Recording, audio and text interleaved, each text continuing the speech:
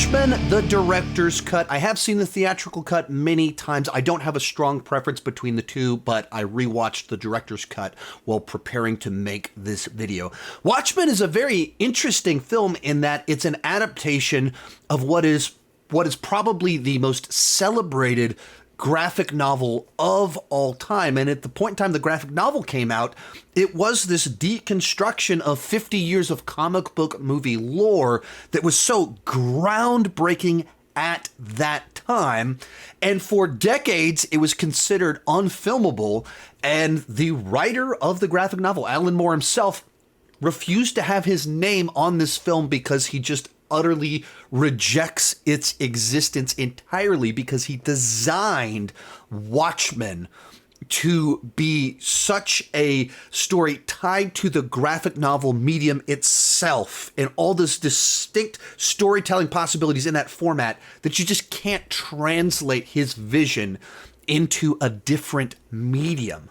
But beyond that, you have Zack Snyder as a director who would go on to do the iconic superheroes that would eventually be, that were deconstructed in this film before he did those movies, as well as many people, including Christopher Nolan, has said that this movie was ahead of its time by about 10 years, where the comic book movie genre hadn't matured enough for a film like Watchmen to actually be able to comment on the comic book movie genre itself. So it was just a translation of the graphic novel from the 80s, because over the next decade, you would get the MCU, you would, and with specifically building it to what it turned into, you'd get the Avengers, you'd get the Justice League films, all of that happening to where if Watchmen came out 10 years later, right after Endgame, suddenly it's a deconstruction of the most popular genre and franchise of the previous decade.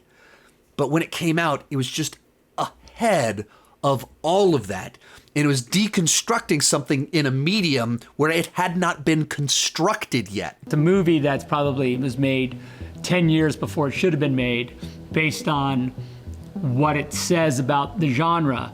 You know, I was making it based on this comic book genre, right? Not the movie genre necessarily, but the movies have caught up to it. Watchmen, yes, it's a complete deconstruction. Like, you took the entire thing apart, the car. You took it completely apart. And then in Man of Steel, the thing was put the car back together now. You should stop and think about it. This movie came out 3 years before The Avengers came out. And then also think about how successful The Boys has been over the last 5 years. And The Boys came out a month after Endgame released.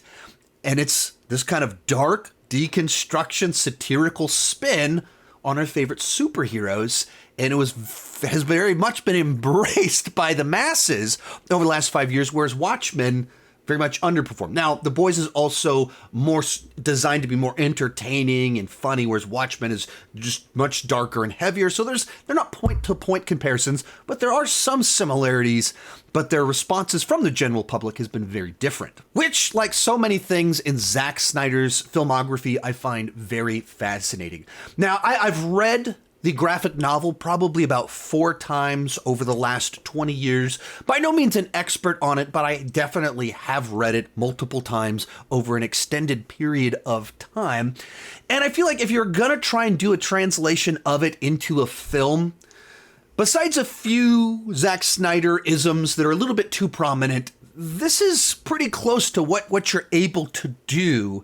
And if you're wanting to be so true to the original context, the Nixon, the 80s setting, all of that, without bringing it into the 21st century, it's a pretty accurate version of that, and that's very much what Zack Snyder wanted to do. The process that I went through when I said I would do it was kind of trying to reinsert as much of the graphic novel back into it as possible. And I'm really glad that I did Watchmen after that, because I just feel like it was exactly the movie that I wanted to make at the time. Watchmen is inherently a bit of a tough sell as a blockbuster because it is so bleak. It's not designed to be mainstream. It's supposed to take all of the conventions of the genre and flips them on their head. That's not what your average moviegoer wants from their superhero film, but that's also everything that makes it so fascinating, engaging. It's the reason the original source material was so celebrated. Now, the question is, was Alan Moore right? Does this belong entirely in the graphic novel medium? And does it translate to film? Or is it even possible to do that and maintain what he originally intended? I mean, I think it works as a film. I think it does have a lot to offer. I don't know that everything properly translates. I think that some things in film form, it's just too dense, too many layered characters, too many backstories, flipping between too many timelines to where I think something does get lost in translation to some extent.